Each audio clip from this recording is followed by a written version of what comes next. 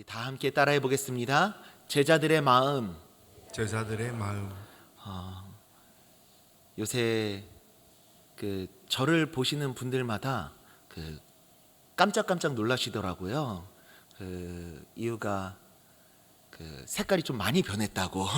네, 그 전까지는 커피 우유 같은 색깔이었었는데 이제는 아메리카노가 된 것 같다고.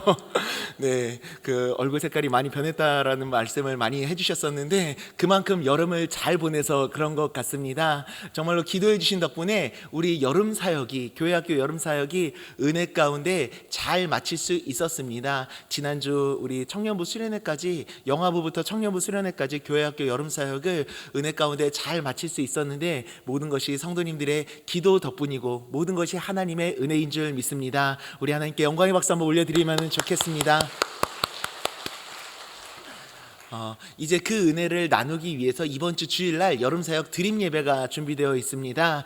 오후 5시에 주일날에 진행되는데 교회학교 사람들만 오는 게 아니라 모든 성도님들이 함께 참여해서 함께 그 은혜와 기쁨을 나누는 시간을 갖습니다. 여러분 꼭 참석해 주셔서 그 은혜를 함께 가슴에 품고 그리고 남은 학기를 하나님의 은혜로 살아갈 것을 함께 결단하는 귀한 시간이 될 수 있으면 좋겠습니다.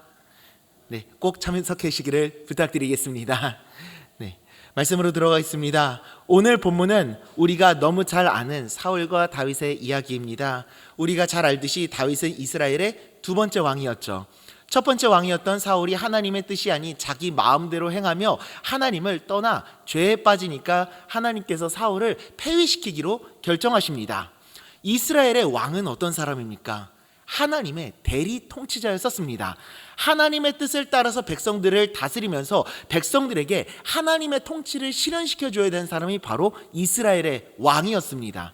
그런데 사울이 어떻게 했습니까? 하나님의 뜻을 거역했습니다. 하나님의 말씀을 외면했습니다. 하나님께서 원하시는 뜻을 따라서 나라를 통치하는 것이 아니라 자신이 원하는 뜻을 따라서 나라를 통치하려고 했었죠. 그런 사울을 하나님은 더 이상 왕의 자리에 두지 않으시고 다윗에게 기름을 부어서 왕으로 세우시기로 하십니다. 다윗은 어떤 인물이었죠? 골리앗을 쳐서 물리쳤었던 나라의 영웅이었습니다. 이후 군대의 장군을 맡았는데 다윗은 나가는 전쟁마다 승승장구했었던 그런 사람이었습니다. 그러다 보니까 사람들이 다윗을 향해서 이러고 외치는 것입니다. 사울은 천천히요, 다윗은 만만이로다 하면서 다윗의 이름을 더 높게 칭송을 해주죠. 그 말을 들은 사울은 불쾌해합니다. 왜? 기본적으로 사람들이 자기보다 다윗을 더 좋아하니까 그것 때문에 불쾌한 겁니다. 하나님이 거기다가 그거를 알고 있었거든요. 자기를 폐하시고 왕으로 삼으려고 한다는 사실을, 자기를 폐위시키시고 다윗을 왕으로 삼으려 하신다는 사실을 알고 있다 보니까 다윗이 더 미웠습니다. 그래서 사울은 결심했습니다. 다윗을 죽이기로. 다윗이 어떤 사람임에도 불구하고 국가의 영웅임에도 불구하고 또 자기를 그토록 사랑하면서 충성스럽게 섬겨줬었던 자신의 충신이었음에도 불구하고 다윗을 죽이기로 결심합니다. 분노를 이기지 못하고 왕의 자리를 빼앗기기 싫다는 마음에 다윗을 죽이기로 결심합니다. 자신은 왕의 자리를 빼앗기기 싫은데 하나님께서 다윗에게 왕의 자리를 주려 한다? 그럼 해결책은 딱 하나면 되는 겁니다. 다윗이 죽으면 되는 겁니다. 그러면 내 왕의 자리 빼앗길 일도 없겠지. 이게 무엇입니까? 하나님의 뜻에 정면으로 거역하고 있는 겁니다. 하나님의 뜻을 정면으로 대적하고 있는 겁니다. 하나님의 뜻이 무엇인지를 알고 있으면서도 그 뜻에 정면으로 들이받는 행동을 하는 거죠. 그래서 그때부터 다윗은 도망자의 삶을 살아갈 것을 선택합니다. 그것도 무려 10년이 넘는 시간 동안. 이게 우리가 도망자로 살아왔다라고 우리가 말로는 이야기를 나누는데 실제로 당사자 입장에서는 어땠겠습니까? 정말로 힘들지 않았겠습니까? 우리가 말로는 힘들다라고 하고 타인이다 보니까 제3자다 보니까 그냥 말로 힘들다라고 표현할 수 있을 텐데 당사자는 정말로 말로 다 할 수 없는 그런 고통 속에서 살아가고 있었을 겁니다. 왕이 자기를 죽이려 온다는 것은 어떤 상황입니까? 왕이 자기를 죽이려 한다는 것은 나라 전체가 자기를 죽이려고 한다는 말이거든요.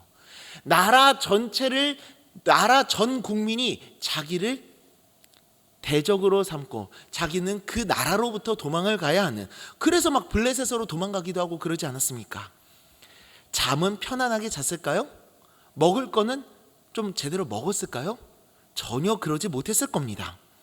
먹을 것을 제대로 먹지도 못해서 굶주리다 보니까 제사장한테 가서 제사장들만 먹을 수 있었던 그 진설병의 음식들을 달라고 요청까지 하지 않았습니까? 살고 싶어서 몸부림을 치면서 살아왔었던 겁니다. 매일같이 자신이 언제 죽을지 모르는 두려움과 리더에게 버림받았다라는 마음의 괴로움과 억울함으로 하루하루를 살아갔을 겁니다. 이것이 하루 이틀도 아니고 10년이 넘는 그 시간 동안. 거기에 다윗은 혼자가 아니었습니다. 자기와 함께하는 사람들이 있었습니다. 그들의 리더였죠. 여러분, 그들의 리더라는 말은 그 사람들의 운명과 책임이 자기 손에 달려있다는 말이잖아요. 그 사람들을 지키고 보호하는데 모든 에너지를 다 쏟았을 겁니다. 자기 몸 하나 간수하기도 힘들었었던 그 상황 속에서 리더로서 그들을 책임지고 지켜야 한다는 부담감은 말로 다 표현할 수 없었을 겁니다. 그렇게 괴롭게 살아가고 있었던 어느 날 다윗에게 한 가지 기회가 찾아옵니다. 사울이 다윗이 엔게디 광야에 숨었다는 정보를 듣고 다윗을 죽이기 위해서 3,000명의 군사를 데리고 다윗에게 찾아갑니다. 왕이 나라를 지켜야 될 군대들을 다 이끌고서 한 사람을 죽이기 위해서 간다? 왕으로서 좋은 모습은 절대 아닌 거죠. 그런데 사울이 그때 배가 아파옵니다. 그래서 화장실을 가야 되는데 그곳은 광야다 보니까 화장실도 없었습니다. 그래서 어디로 들어가냐? 어두운 동굴 속으로 혼자 들어갑니다. 용변을 보기 위해서. 그런데 그곳이 어떤 곳이었냐? 다윗과 그의 사람들이 숨어있던 그런 곳이었습니다. 이제 화장실에서 일을 보려고 하는 그 모습 속에서, 그 만화 영화 속에서 보면은 이제 어두운 화면 속에서 이게 눈동자만 이렇게 땅땅땅땅 이렇게 띄어지는 그런 모습들이 있지 않습니까? 사울이 그런 상황 속에 있었던 겁니다. 사울과 다윗과 그와 함께 있었던 모든 사람들이 그런 눈동자 가운데 있는 겁니다. 모든 사람들이 사울을 이렇게 쳐다보고 있는 거죠. 그런데 그때 다윗의 부하들이 갑자기 이런 얘기를 하는 겁니다. 우리가 만화 영화 속에서 보면 이런 얘기들을 나누지 않습니까? 전하, 대장 보십시오. 당신의 원수를 드디어 넘길 때가 왔습니다. 드디어 그 절호의 기회입니다. 하면서 다윗의 사람들이 이야기를 합니다. 그러니까 다윗의 마음 가운데 갈팡질팡하는 마음이 듭니다. 아, 정말 이게 하나님의 뜻이 맞는가? 아, 정말 이게 하나님의 뜻이 맞는가? 양쪽에서 이게 천사하고 악마가 이렇게 똥똥이 이렇게 튀어나와가지고 막 이렇게 이야기하지 않습니까? 야, 아니야, 그것은 하나님의 뜻이 아니야. 너 이것만 죽이게 되면, 이것만 끝나게 되면은 드디어 모든 것들이 끝나게 되는 거야. 하면서 양쪽에서 이렇게 천사와 악마가 이렇게 서로를 이렇게 다윗을 이제 다윗에게 이야기를 하는 겁니다. 한쪽은 욕은 아니죠. 어쨌든 이렇게 이야기를 하는데 다윗의 마음 가운데 갈팡질팡거리는 마음이 듭니다. 정말로 이 사울만 죽게 되면은 다 끝나게 되니까요. 더 이상은 도망 다니지 않아도 되게 되니까요. 자기뿐만이 아니라 자기와 함께하는 모든 사람들이 편해질 수 있는 상황이잖아요. 그런데 정말로 왕을 죽이는 게 맞을까 하는 그 갈등 속에서, 그 갈팡질팡하는 마음 속에서 망설이고 있었습니다. 그런데 한 걸음 한 걸음 칼을 들고서 사울에게 다가갑니다. 그러더니 어떻게 합니까? 사울의 긴 옷자락, 그 당시 때는 사람들이 옷이 길었었기 때문에 그 긴 옷자락이 이렇게 뒤로 이렇게 끌려져 있었는데 그 옷자락 끝을 베었다고 합니다. 그랬더니 자기 마음에 양심이 찔려왔다 그러답니다. 그래서 다시 자기 사람들에게 달려가더니 이러고 이야기를 했다고 합니다. 사무엘상 24장 6절부터 7절까지 말씀입니다. 함께 읽겠습니다. 시작. 자기 사람들에게 이르되 내가 손을 들어 여호와의 기름 부음을 받은 내 주를 치는 것은 여호와께서 금하시는 것이니 그는 여호와의 기름 부음을 받은 자가 됨이니라 하고, 다윗이 이 말로 자기 사람들을 금하여 사울을 해하지 못하게 하니라. 사울이 일어나 굴에서 나가 자기 길을 가니라. 아멘. 다윗은 사울을 죽이지 않기로 오히려 그 사람들에게, 자기에게 사울을 죽이자고 얘기했던 그 사람들에게 찾아가가지고 뭐라고 얘기했습니까? 그를 죽여서 안 된다면 그들을 금했습니다. 왜냐하면 사울은 하나님께서 기름을 부어 세운 왕, 바로 하나님의 사람이었기 때문에 그렇습니다. 그 사람이 죽고 사는 것은 하나님의 주권에 달려 있었기 때문에 그렇습니다. 그 사람의 생명의 주권은 하나님께만 있는데 자신의 손으로 그를 죽인다면은 그것은 하나님의 주권을 침범하는 일이었었기 때문에 그렇습니다. 바로 하나님의 권위를 인정하고 있었던 거죠. 자신과 온 세상의 왕이시며 세상 모든 권세를 주관하시는 하나님, 그분께서 세우신 왕을 내 손으로 치는 것은 하나님의 주권을 침범하는 일, 말 그대로 선을 넘는 일이라는 것을 알고 있었던 거죠. 감히 그럴 수 없다. 설령 자신이 편해질 기회가 사라진다 하더라도, 그 고통스럽고 괴롭고 힘든 시간들이 계속 지속된다 하더라도 절대 그러한 죄를 지을 수 없다며 그 자리를 피합니다. 자기와 함께 있던 사람들을 설득하고 그들을 금합니다. 다윗이 어떤 모습을 보여준 것입니까?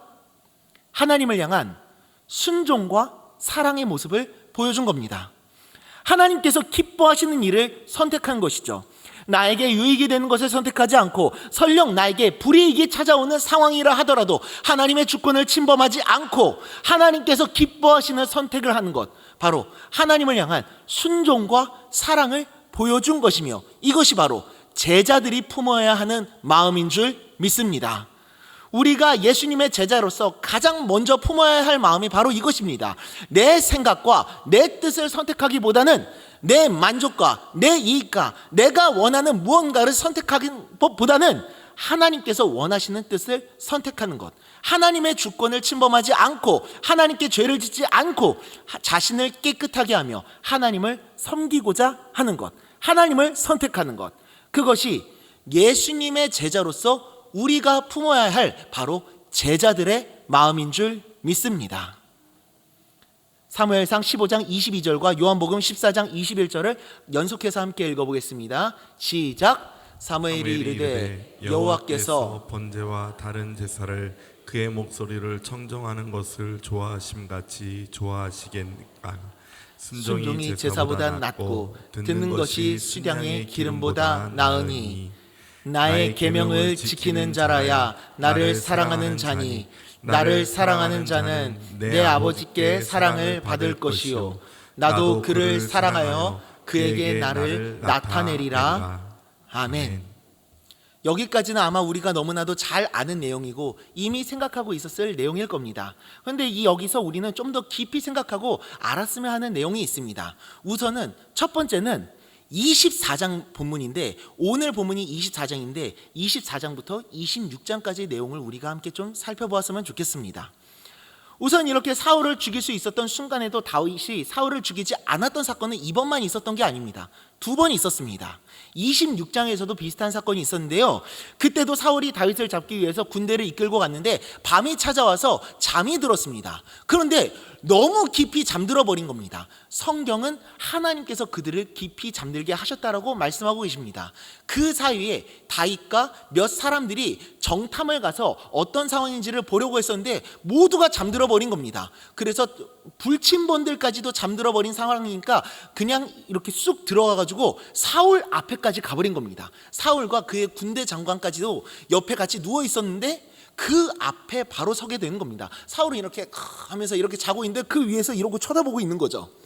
그때 다윗의 충신이었던 아비새가 이런 말을 합니다. 전하, 볼 것도 없습니다. 이 사람을 한 번, 두 번도 필요 없습니다. 제가 단칼에 죽이도록 하겠습니다. 제가 이 사람을 죽이겠습니다 라고 이야기를 합니다.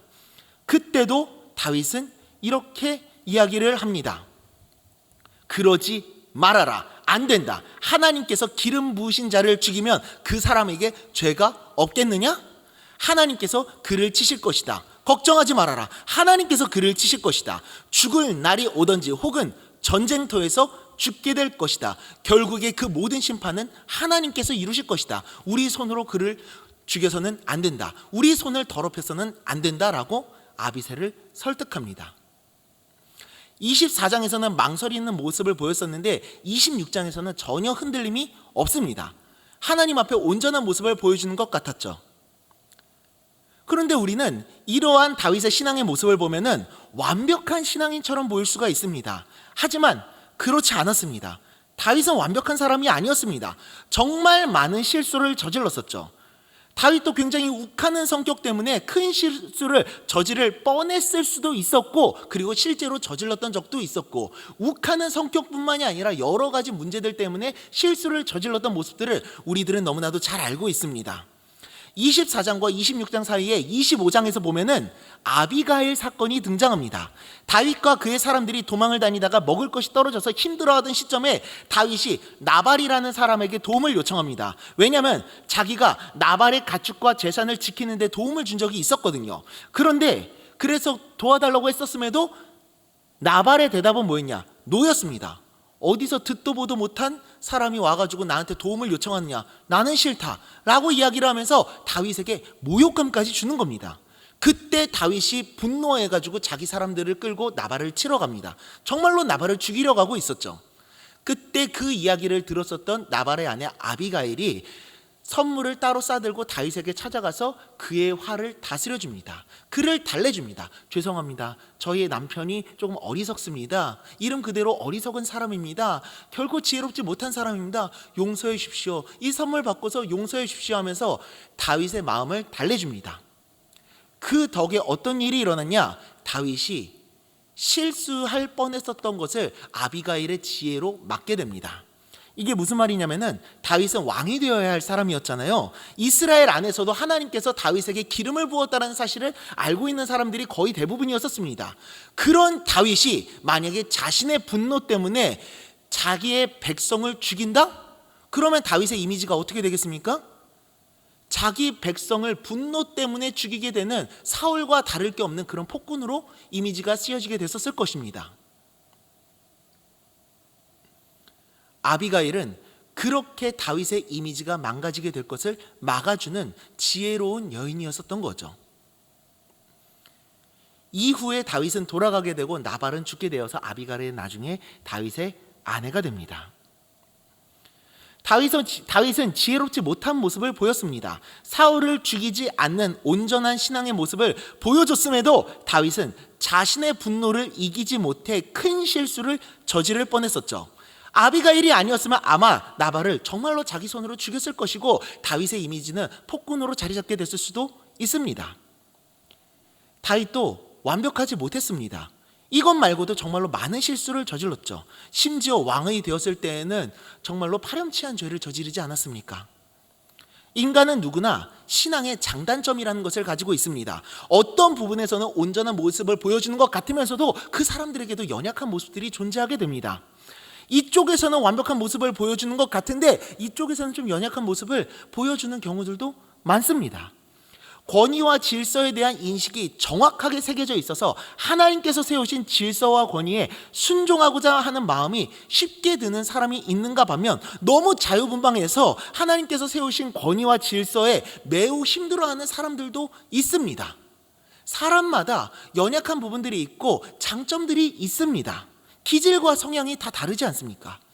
그래서 사람마다 은사도 다르고 성격도 다르고 하나님을 섬기고자 하는 마음에서도 약한 부분들이 있고 장점이 있는 부분들도 있는 겁니다. 사람은 누구나 완벽하지 못합니다. 늘 완벽한 모습을 보여줄 수 없습니다. 연약한 부분들이 분명히 있습니다. 넘어지는 부분들이 분명히 있을 수 있습니다. 하지만 중요한 것은 우리들의 마음입니다. 내가 연약하느냐, 어느 부분에서 연약하느냐, 어느 부분에서 장점이 있느냐, 이것도 중요하긴 하겠지만 그 모든 상황 속에서 중요한 건 우리들의 마음입니다. 장점이 있기 때문에 이것만 하겠다? 아닙니다. 단점이 있기 때문에 이거는 피하겠다? 아닙니다. 장점은 장점대로 살리되 단점적인 부분들이 있다고 할지라도 내가 하나님을 향한 성실한 마음들, 신실한 마음을 품고서 하나님을 섬기며 나아가겠다. 하나님 앞에 온전하기 위해서 부족한 부분들 속에서도 애쓰고 노력하는 모습들, 비록 때로는 넘어지고 부족한 모습들이 보여진다고 할지라도 다시 일어나 주님의 길을 걸어 나아가겠다 다짐하며 결단하며 오늘 하루도 성실하고 최선을 다하며 살아가고자 하는 그 마음이 가장 중요한 줄 믿습니다. 우리들의 완벽하지 못한 모습 누구보다 하나님이 잘 아십니다.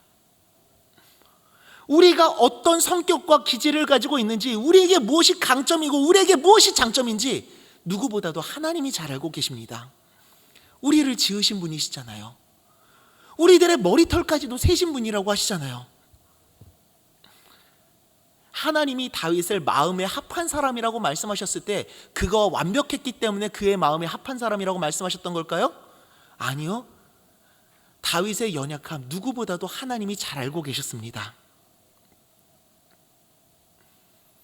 그럼에도 불구하고 하나님을 바라보며 하루하루 애쓰고 노력하며 하나님 앞에 온전하기 위해서 살아갔었던 그 다윗의 마음을 하나님은 기뻐하셨던 것이라 생각합니다. 이와 마찬가지로 하나님은 주님 앞에 온전하게 서기 위해서 날마다 노력하고 애쓰는 우리들의 마음을 기뻐하시는 줄 믿습니다. 중심을 보시는 하나님께서 우리들의 그 중심과 마음을 가장 기뻐하시고 가장 원하시는 줄 믿습니다. 그러니 우리가 부족하고 연약하여서 넘어지고 쓰러지고 실수를 많이 할 수도 있다 할지라도 다시 일어나 주님의 길을 걸어 나아가기 위해서 애쓰고 노력하는 그러한 마음을 품는 우리 모두가 될 수 있기를 간절히 축원드립니다. 그리고 또 한 가지는 바로 이 선택을 할 때 다윗의 마음을 좀 더 깊숙하게 들어가 봤으면 좋겠습니다. 여러분, 다윗이 사울을 죽이지 않겠다고 결정했을 때 어떤 마음이 그 가운데 들었을까요? 아까 전처럼 제가 그냥 재밌게 이렇게 표현해 드리긴 하는데 천사와 악마가 이렇게 안돼 그러면 안돼 죽여야 돼 하면서 그렇게 악마의 유혹이 이렇게 찾아오고 있었던 그런 모습들만 있었을까요? 굉장히 복잡한 마음이었을 겁니다. 굉장히 힘든 마음이었을 겁니다. 왜냐하면은 그의 머릿속과 그의 마음에는 누가 있었냐면은 그와 함께하는 사람들이 있었거든요. 다윗은 리더였습니다. 600명가량의 많은 사람들이 자신을 따르고 있었습니다. 그는 그들을 지키고 이끌고 통솔해야 하는 그런 사람이었습니다. 자신이 편해지는 것보다 더 중요한 것이 함께하는 사람들이 편해지는 것이었죠. 사울을 죽인다면은 그들이 편해질 수 있을 거라는 생각을 분명히 했을 겁니다. 자기보다도. 그보다 더 중요했던 것은 바로 이것이었겠죠. 사울을 죽여달라고 요청했었던 그들의 요청과 그렇게 하지 못했을 때 찾아올 원망과 불평이었을 겁니다. 여러분, 다윗 스스로가 사울을 죽이겠다고 마음먹지 않았습니다. 그래서 다가가고 있지 않았습니다. 사람들이 죽여달라고 요청했었죠. 26장에서도 어떻습니까? 아비새가 자기가 죽이겠다고 했습니다. 다윗이 자기가 죽이겠다라고 얘기했던 적 한 번도 없습니다. 사람들이 죽여달라고 요청했었죠. 그것이 무엇입니까? 다윗의 마음보다도 더 간절했었던 게 사람들의 마음이었던 겁니다. 이 상황을 벗어나고 싶었었던, 이 상황을 해결하고 싶었었던 것, 더 이상은 도망자의 삶을 살지 않고 먹을 것도 제대로 좀 먹어보고 편하게 좀 누워보고 싶고 잠 좀 제대로 자보고 싶은, 더 이상은 언제 죽을지 모르는 두려움과 괴로움 속에서 살아가는 것이 아니라 이제는 좀 편해지고 싶은, 더 이상 도망다니고 싶지 않은 그런 마음이 더 간절했었던 게 그와 함께하는 사람들이었을 겁니다. 다윗은 그 부담을 안고 있었습니다. 그와 함께하는 사람들이 겪게 될 불편함과 고통들을 안고 있었던 거죠. 그러나 그는 선택했던 겁니다. 하나님의 권위에 순종하는 것을. 아무리 사람들이 편해지고 그들이 원하는 일이라 할지라도 하나님께 죄를 지을 수 없다라는 마음으로 사울을 죽일 것을 거절합니다. 오히려 사람들의 마음을 돌이키고자 했습니다. 설령 그들이 나를 미워하게 된다 하더라도 이것은 하나님께서 기뻐하지 않으시는 일이기 때문에, 하나님께서 결코 원치 않는 일이기 때문에 그 부담감을 안고서 하나님을 선택하겠다라는 온전한 모습을 보여주었던 겁니다. 이것이 바로 제자가 품어야 할 마음입니다. 사람이 아닌 주님의 기쁨이 되고자 하는 것. 내가 하나님의 뜻을 선택할 때 그것으로 인한 불이익이 찾아오고 사람들이 나를 미워하게 된다 할지라도 하나님을 선택하는 것, 그 이후에 찾아오게 될 아픔과 괴로움과 불이익까지도 감내하겠다며 하나님을 선택하겠다는 마음, 바로 사람의 기쁨이 아닌 주님의 기쁨이 되기를 바라는 마음이죠. 예수님이 그 길을 걸어가셨죠. 십자가를 진다면 모두가 자신을 버리고 도망갈 것이라, 자신을 향해서 손가락질을 할 것이라, 자신을 향해서 칭송했었던 그 모든 사람들이 자신을 향해서 손가락질하고 자신을 대적하고 자기를 버리게 될 것이라, 그 모든 것들을 알고 계셨음에도 예수님의 목적은 자신의 영광과 자신의 기쁨이 아닌, 사람들의 영광이 아닌 하나님의 영광이었기에 하나님께서 원하시는 뜻이었던 그 십자가를 순종하는 마음으로 지셨던 겁니다. 그것이 바로 예수님을 따르는 제자든 우리가 품어야 할 마음인 줄 믿습니다. 자기의 영광과 기쁨이 아닌 자기 십자가를 지며 예수님을 따르는 것. 하나님은 우리들의 중심을 보시는 분이십니다. 어떤 형식을 원치 않으시고 우리들의 마음과 중심을 원하시는 분이십니다. 그렇다면 그 중심을 보시는 하나님께서 그 마음을 하나님께서 외면하실까요? 모르실까요? 그 불이익이 찾아오는 그 상황이라 할지라도 내가 힘들고 괴로워지는 그 상황 속에서도 하나님을 선택하겠다 마음을 먹었던, 그리고 그 선택을 정말로 행하는 우리들의 마음과 우리들의 중심을 하나님이 모르실까요? 아니요, 절대 그렇지 않습니다. 하나님은 그 모든 마음을 아시고 그 선택을 행했던, 그 발걸음을 나아갔던 우리들의 마음을 누구보다 기뻐하시며 그 이후에 우리들의 모든 삶을 하나님께서 책임져 주시는 줄 믿습니다. 신학교를 갔다가 하나님의 부르심이 아니라는 사실을 깨달은 한 청년이 있었습니다. 그분은 그 부모님께서 서원을 하셨었다 보니까 그냥 자연스럽게 신학교에 들어갔는데 부모님의 권유 때문에, 근데 신학교를 들어가서 공부를 하다 보니까 이건 영 아닌 것 같은 거예요. 이건 도무지 나를 향한 하나님의 부르심이 아닌 것 같아. 그래서 신학교를 중간에 자퇴하기로 결심을 합니다. 그리고 그냥 내가 사업가가 되어가지고 세계 선교에 이바지하겠다라는 마음으로 요식업에 뛰어듭니다. 음식 장사를 하는 거죠. 근데 그게 잘 됐습니다. 사업이 잘 됐습니다. 그래서 그 음식 장사가 나중에 프랜차이즈가 된 겁니다. 그러면서 그 프랜차이즈 기업도 승승장구하면서 점점 성장을 했었습니다. 그러다가 나중에 이제는 프랜차이즈도 더 성장을 하게 되면서 새로운 브랜드를 런칭을 하려고 하게 됩니다. 그런데 새로운 브랜드도 이제 요식업이었었는데 그 메뉴가 뭐였었냐면은, 그 브랜드가 뭐였냐면은 노가리, 육회, 그리고 빈대떡이었습니다. 사람들의 반응도 좋았고 이제는 런칭을 이제 말 그대로 시작만 하면 되는 그런 상황이었었습니다. 이제 사업을 시작만 하면 됐었는데, 그런데 갑자기 그분의 마음 가운데 이런 생각이 드는 겁니다. 이 세 가지 메뉴 모두 술안주 아닌가? 세계 선교를 하겠다는 내가 이런 장사를 해서 돈을 벌면 하나님이 기뻐하실까? 그런 마음이 들었다는 겁니다. 결국 그분은 하나님께 회개를 하고 런칭 준비 중이었었던 새 브랜드를 모두 취소시킵니다. 이미 해외 계약까지 마쳤고 수백 명의 바이어들에게 설명까지 했었는데 처음 하나님과 했던 약속을 지키는 것이 더 중요하다 여겼습니다. 그래서 결국 취소를 했죠. 자신에게 불이익이 다가오게 될 것이란 것을, 이 사업을 취소하게 되면 기업이 어려움을 겪게 될 것이란 것을 알았음에도 불구하고 그러한 선택을 했었던 겁니다. 하지만 놀라운 일이 일어났습니다. 그 이후에 기업이 망하지는 않았습니다. 어려움은 겪었습니다. 그런데 망하지는 않았습니다. 오히려 기업이 더 안정화가 되는 겁니다. 그리고 성장을 했습니다. 계속해서. 심지어 어떤 일까지 있었냐, 코로나가 찾아왔었을 때 많은 요식업 프랜차이즈들이 정말로 많이 힘들어했었는데 이 기업은 오히려 성장을 했었던 겁니다. 사업이 축소되지 않고 이 코로나 시기 때에도 계속해서 성장 가도를 달릴 수 있었습니다. 막 이렇게 엄청 성장했던 것은 아니지만 그 코로나 시기 속에서도 안정감을 가지고 계속해서 사업을 진행할 수 있었죠. 그것이 어디냐? 바로 죽 이야기라는 브랜드였었고, 그리고 또 그 브랜드의 대표이신 이명서 집사님의 이야기였습니다. 이명서 집사님이 왜 그런 선택을 하셨던 걸까요? 하나님의 뜻이 무엇인지를 분별하기 위해서 노력했기 때문에 그랬습니다. 이것이 정답이다, 이렇게 해야 한다, 그런 거는 아닙니다, 여러분. 하지만 그것에 대해서는 함부로 이야기할 수 없다 할지라도 하나님의 마음과 목적이, 하나님의 뜻이 무엇인지를 분별하기 위해서 애쓰고 노력하고 그 하나님의 뜻을 선택하기 위해서 노력하고 애썼던 그 집사님의 마음을 하나님은 기뻐하셨을 것이라고 저는 확신합니다.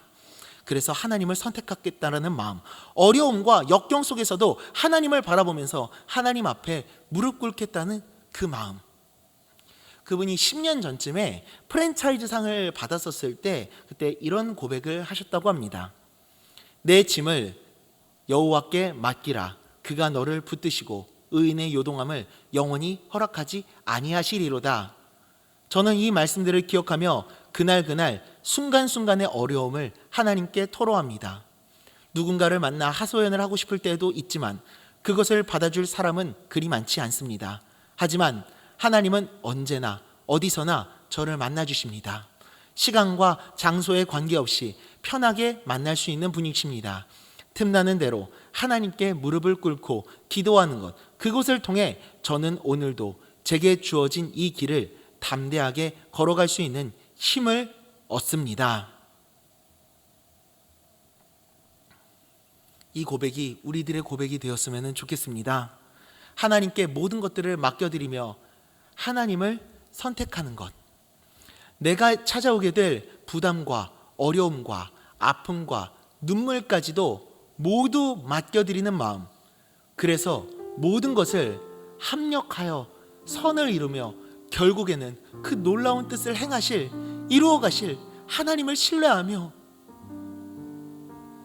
하나님을 선택하겠다라는 그 마음,